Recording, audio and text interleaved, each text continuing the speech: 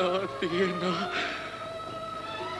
अपने बावल नू एडे प्यार न लवे कितने तेनू मेरी नजर न लग जाए। अस्सलाम वालेकुम, मैं तारक सानी ते तुसी वेख रहे हो मेरा यूट्यूब चैनल रैवर एंटरटेनमेंट प्लस। आज रूटीन तो हट के एक बड़ी ही जबरदस्त फिल्म लैके तुहाडी खिदमत विच हाज़र हो रहे हैं। अपने दौर की सुपर डुपर हिट फिल्म सी। न सिर्फ इस फिल्म की कहानी बड़ी अच्छी है बल्कि ਇਹਦਾ म्यूजिक भी शानदार है, अच्छी कहानी और अच्छे म्यूजिक की वजह तो यह फिल्म अपने दौर में सुपर हिट रही। अंजुमन ने इस फिल्म के अंदर ऐसा जानदार काम किया है, अफजाल अहमद ने बड़ा अच्छा काम किया है। उस फिल्म का नाम है मेहंदी। 1 नवंबर 1985 बरोज जिमा रिलीज होने वाली एक रंगीन पंजाबी फिल्म। और इस फिल्म का मौजू जड़ा है वो बड़ा ही शानदार है, यानी कि सोशल किस्म का मौजू है, हल्का फुल्की म्यूजिक भी है, कॉमेडी भी है। इस फिल्म के अदाकार अंजुमन। अंजुमन ने इस फिल्म के अंदर गोरी का किरदार अदा किया है, जिहड़ी कि एक मछेरे की धी होंदी है।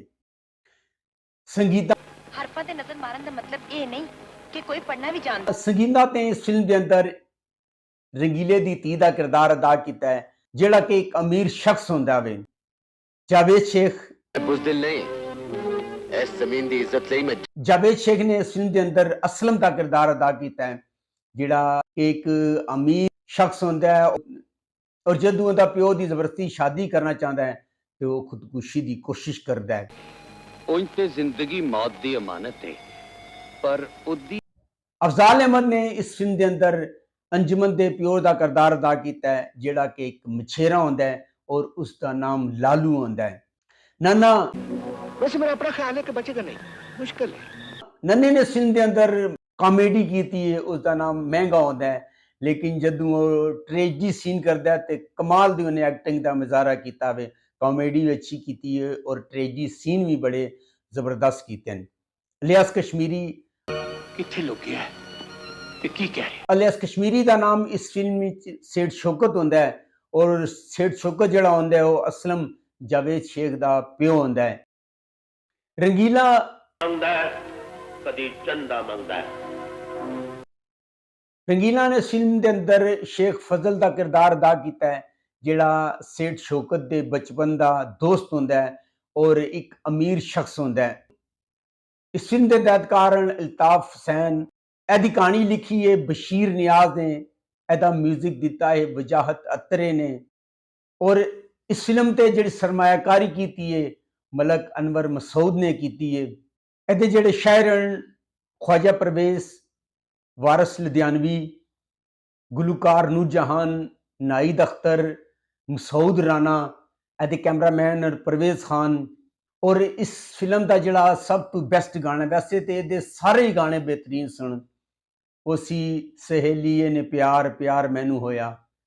उस तो इलावा गाना सी वेख मैं मेहंदी लैके आई। और इस तरह के बाकी जिहड़े तमाम गाने सुन ए सारे बेहतरीन सुन। जिहड़ा सब तो बेस्ट गाना सी जिहड़ा कि मैं आज चुनिया वे वो वे सहेलीए ने प्यार प्यार मैनू होया, नाहिद अख्तर ते नूरजहान दी आवाज़ विच।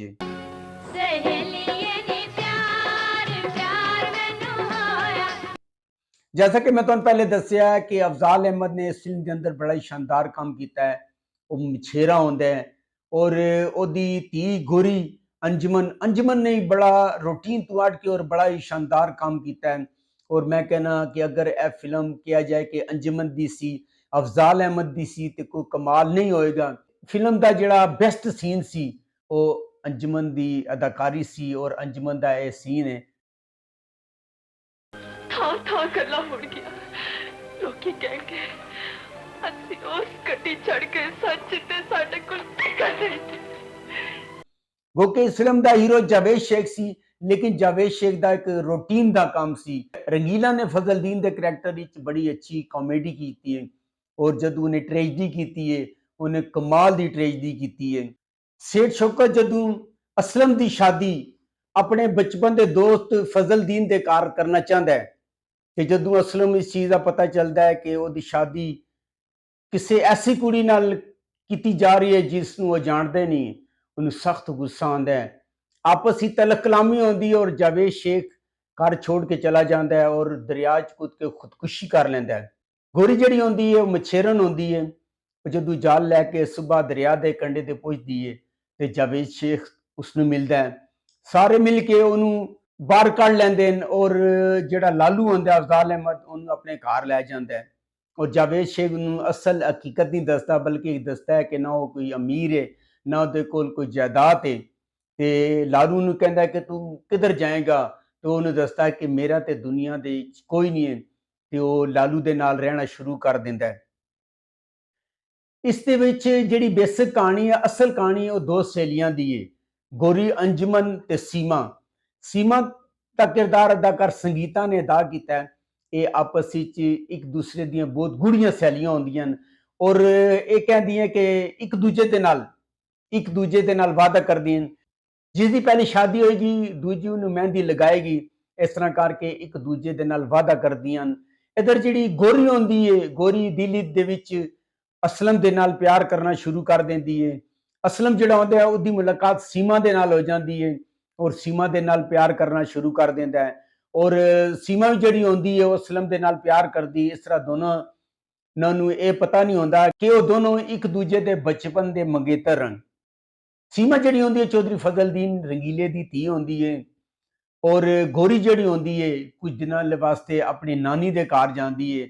ਜਦੋਂ ਉਹ ਨਾਨੀ ਦੇ ਘਰ ਜਾਂਦੀ ਹੈ ਤੇ ਜਾਵੇਦ ਸ਼ੇਖ ਤੇ ਸੀਮਾ ਦਾ ਆਪਸ ਵਿੱਚ ਪਿਆਰ ਸ਼ੁਰੂ ਹੋ ਜਾਂਦਾ ਹੈ।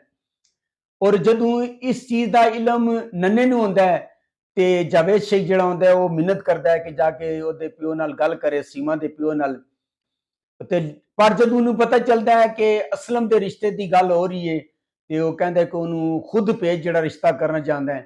ਇਸ ਤਰ੍ਹਾਂ ਅਸਲਮ ਜਦੋਂ ਆਉਂਦਾ ਹੈ ਤੇ ਜਦੋਂ ਫਜ਼ਲਦੀਨ ਨੂੰ ਪਤਾ ਚੱਲਦਾ ਹੈ ਕਿ ਇੱਕ ਗਰੀਬ ਸ਼ਖਸ ਹੈ ਕਿ ਉਹਨੂੰ ਮਾਰ ਕੇ ਧੱਕੇ ਮਾਰ ਕੇ ਬੇਇੱਜ਼ਤ ਕਰਕੇ ਕੱਢ ਰਿਹਾ ਹੁੰਦਾ ਹੈ, ਐਨੀ ਦੇਰ ਵਿੱਚ ਜਿਹੜਾ ਸੇਠ ਸ਼ੌਕਤ ਹੈ ਉਹ ਦਾਖਲ ਹੋ ਜਾਂਦਾ ਹੈ ਔਰ ਅਸਲਮ ਦੇ ਨਾਲ ਟਕਰਾ ਜਾਂਦਾ ਹੈ। ਇਸ ਤੋਂ ਪਹਿਲਾਂ ਸੇਠ ਸ਼ੌਕਤ ਨੂੰ ਪਤਾ ਚੱਲ ਚੁੱਕਿਆ ਹੁੰਦਾ ਹੈ ਕਿ ਜਿਹੜਾ ਉਹਦਾ ਪੁੱਤਰ ਅਸਲਮ ਹੈ ਮਛੇਰੇ ਦੇ ਕੋਲ ਰਹਿੰਦਾ ਹੈ, ਉਹ ਇਸ ਚੱਕਰ 'ਚ ਆਉਂਦਾ ਹੈ ਔਰ ਇਸ ਚੱਕਰ ਵਿੱਚ ਉਹਨਾਂ ਦੀ ਆਪਸੀ ਮੁਲਾਕਾਤ ਹੋ ਜਾਂਦੀ ਹੈ। ਜਦੋਂ ਮੁਲਾਕਾਤ ਹੁੰਦੀ ਹੈ ਤੇ ਆਪਸੀ ਦੋਨੋਂ ਦੋਸਤ ਵੀ ਮਿਲ ਜਾਂਦੇ ਨੇ ਔਰ ਪੁੱਤਰ ਵੀ ਮਿਲ ਜਾਂਦੇ ਹਨ।